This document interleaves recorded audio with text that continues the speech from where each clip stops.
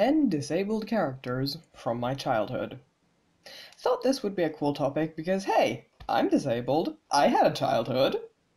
That's really enough to make several videos out of, but for now, let's stick to the fun with a side of salt. I'm gonna be talking about some disabled characters from my childhood, 10 characters from 7 different series. Let's go!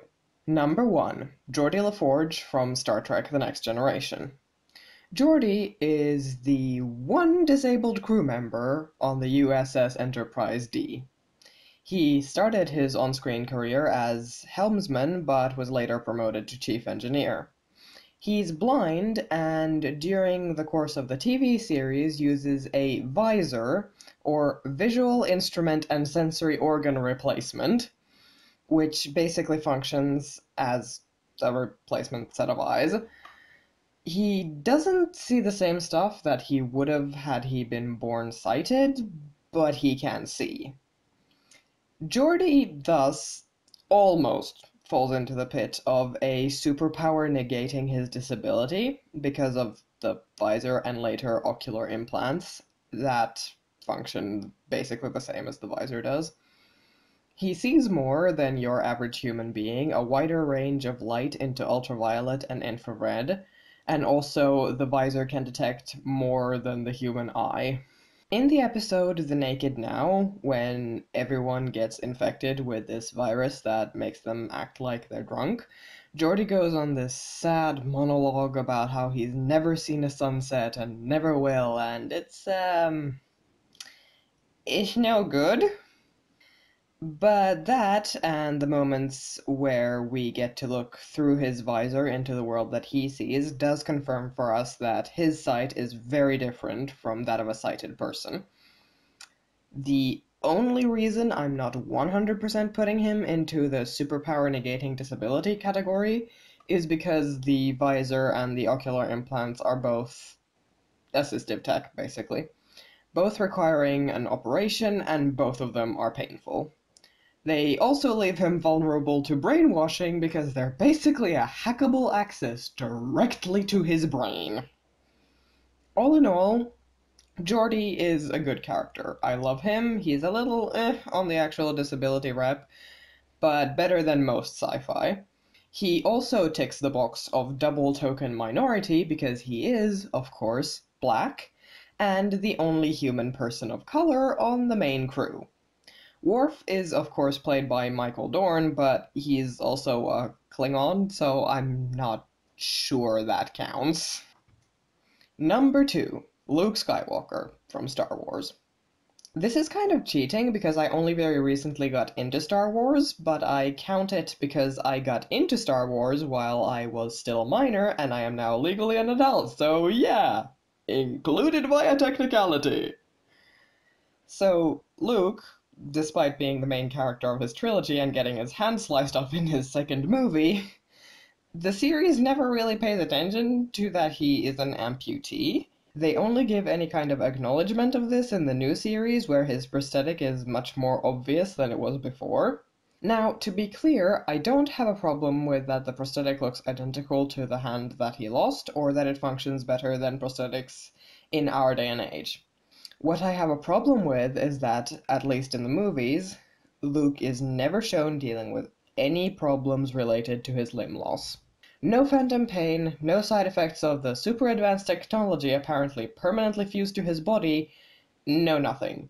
Not even any problems with the upkeep while living almost entirely alone on an island in the middle of nowhere. And while in The Last Jedi he is a side character, in his own trilogy he is one of the main characters. Yet we see nothing of this. So while I love Luke, I do think his disability could have been handled better. It is definitely a case of, let's have Vader cut off his hand. Oh, wait, shit, now he's disabled. How do we not have to deal with that? But then again, ignoring that he is an amputee means they lose out on any "can you give me a hand" style humor, which, that's their loss. Which is also technically our loss, because that means we don't get to see it in the series. So I'm still mad about it. Fuck. I can't even say that's just their loss, it's the world's loss. Come the fuck on, Lucasfilms. Number 3. Darth Vader. Again, Star Wars. I can't talk about Luke and not touch on Vader. Darth Vader is a quadruple amputee and relies on his suit to keep him alive and breathing, hence the distorted voice and the iconic sound his breathing makes. He is, perhaps, one of the best-known disabled villains to date. He's intimidating. His very presence puts fear into even those who are supposed to be on his side. I'm not gonna lie, he is an effective villain, and what we do see of him doesn't gloss over his disabilities. Naturally, we're not gonna have many private moments with the villain of the series, but he's still clearly disabled. Which is exactly the problem. While Star Wars is a rarity in that it has both a disabled hero and a disabled villain, the villain is so much more obvious, as well as being heavily scarred. Anakin was, after all, very badly burned. Anakin Skywalker was beautiful. Not just handsome, he was downright pretty. His fall into evil, followed soon by limb loss, reliance on life support, and terrible scars, has some, unfortunate implications? Yes, let's leave it at that. Number 4. Alastor Mad-Eye Moody. Harry Potter. Mad-Eye Moody is as iconic a Harry Potter character as you can get, and while I have issues with the series and Rowling herself, Mad-Eye is not one of them. He's a good guy with severe facial scars. Those are rare. He also has a magical eye to replace one that he lost, and a prosthetic leg. True, the eye is much more efficient than the one he lost, able to see through the back of his head behind him and much more, but it still requires the care a normal glass eye would, at least from what little we see of Moody. He's a side character, but we see him, or Barty Crouch Jr. as him, my memory is foggy, but still. We see him complain about his leg being painful, we see him clean his eye, though from what I remember it's not accurate to how you would actually clean a prosthetic eye, but still, the effort is there. I do have a problem with his look in the movies, the severe dialing down of the facial scars, and for some reason having his prosthetic eye not be in his socket. That's weird. But all in all, Alastor Moody has to be one of my favorite disabled characters in media, which is why it fucking sucks that he dies in the very start of the 7th book. I liked him, and he's up there with Fred and Lupin in people I wish Rowling hadn't killed. Number 5. Peter Pettigrew. Again, Harry Potter. Now, for a bad one. Peter Pettigrew is a disabled villain, a cowardly disabled person, and has a disability negated by magic, and it's all wrapped into one despicable character. The hand he lost of his own accord, all he really needed was flesh of the servant that could have come from literally anywhere, but he chooses his hand for some reason? Did it need to be that much flesh? Then Voldemort gives him a new one, a silver one that functions exactly like the one he just sliced off. We have no idea if he deals with any problems related to limb loss, mostly because we don't spend all that much time with him. He's very minor to the story at this point, but whatever. The only negative side effect we really see from the hand is that in the end it turns on him and kills him, leaving the count them, two most prominent disabled characters of the series dead at the end of it. And side note, if you count lycanthropy as a Wizarding World disability / chronic illness, then you can add Lupin to that total. Number 6. Toph Beifong from Avatar: The Last Airbender. Toph is an undisputed badass, but she also skirts the edge of disability negated by superpower. She narrowly dodges this because her Earth sense only does so much. She still can't see. Braille apparently does not exist in the Avatar world, so she can't read. The series makes constant jokes about the others forgetting that she cannot, in fact, see what they're trying to show to her. One thing that's always bothered me about Toph is that she never seemed to have any issue locating things on wooden tables or anything of the like. Moving about in stone houses with stone furniture would be easy for her, yeah, but I think the series could have done an even better job with her by demonstrating the weaknesses in her powers, by giving her a cane or something to use in areas where she couldn't use her earthbending echolocation. I feel like they almost forgot at some point exactly what they'd given her to aid in her movement. That, or they just very consciously steered her away from any area that would block her earthbending, which boring. All in all, I adore her, but I also would have loved to see her navigate the world more realistically. And the Legend of Korra never happened, so anything she did there is invalid. I have blocked it from my mind. It is gone. Number 7. Hiccup, Horrendous, Haddock the Third. From the movies of How to Train Your Dragon. I have never read the books. Another amputee. I'm starting to sense a pattern here. And Burke is practically drowning in them, but I'm here to focus on one of them. I like Hiccup. I adore DreamWorks' How to Train Your Dragon, but I have some issues with how his disability is depicted. Starting with that, apparently his prosthetic is superglued to his leg. Really, I can think of literally no other reason for him to sleep with it on. And then there's the time in the beginning of the TV series, before Netflix got a hold of it, when he was physically dragged into the air by his leg because Meatlug had become magnetic. In the Netflix show, however, when Toothless tries to drag him away by that leg, it comes off, so clearly that's a thing it can do. So again, is it really too much trouble to animate him putting it on in the morning? Then again, Astrid, and literally everyone else, Hiccup included, apparently sleeps in their armor, so Hiccup's not the only one with questionable bedtime attire.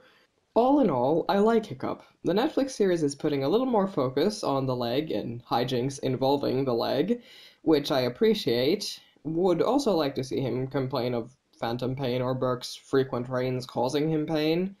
Would like to see a little more of those frequent rains too, but that's not the point of this video. Number 8. Edward Elric, Fullmetal Alchemist. One of the most iconic disabled anime protagonists ever. Actually, one of the only iconic disabled anime protagonists. Edward Elric is fantastic.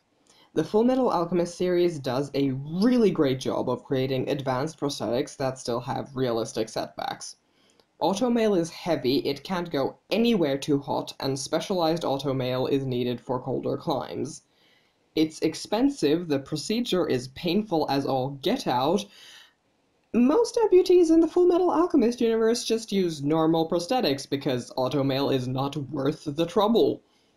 Edward also deals with phantom pains, though it's more touched on in the manga than either anime series. And while, yes, the entire story centers around him trying to find a cure, I'm a bit more willing to forgive that because of Alphonse. Ed does get his arm back in the end, which I've always been iffy about, but his leg stays as automail, so Alphonse gets his body back, which I'm good with, because Alphonse wasn't disabled so much as he was, a soul trapped in a suit of armor. Not sure there's a real-world equivalent for that. All in all, as I said, Fullmetal Alchemist does a fantastic job with prosthetics. But... Number 9. Roy Mustang. Again, Fullmetal Alchemist. I will confess, the only reason Mustang is on this list is because I am still salty about this. Colonel Roy Mustang becomes blind during the chaos of the final battle, and stays blind for all of, a few days? Before he's cured with a Philosopher's Stone? In the manga, it's apparently just him. But in the Brotherhood anime, the curing of Haddock's paralysis is just adding insult to injury at this point. For the life of me, I have never understood this. Why it would be impossible for Mustang to continue working while blind. Him becoming blind would not have been a bad ending. It would have been an utterly neutral one. One where he'd have to relearn some stuff, sure, but it's still just a thing. It happens regularly in real life. I'm just, ugh, very disappointed about this. And finally, number 10, Sesshomaru from Inuyasha. Did I mention there was salt on this list? Because there's salt on this list! Inuyasha was my first anime series, and naturally, young me had a massive crush on Sesshomaru. As you do. Now, at the end of his very first appearance in the series, he loses an arm to his fight with Inuyasha. Then, following his story, we see him try multiple things to replace it. The arms of other demons, a human arm with a sacred jewel shard embedded in it, so on and so forth. It kind of makes sense for him never to complain of any pain. He's not the kind of character to do that. And we don't see him in enough mundane circumstances to get a feel of how his disability would have been portrayed in those situations. Mostly, we just know that he's stoic and strong enough that his fighting is not affected one iota by suddenly having just the one arm. No, my real problem comes at the very end, when Sesshomaru regrows his arm. He regrows his arm and gets a fancy new sword, and I just hate it so much.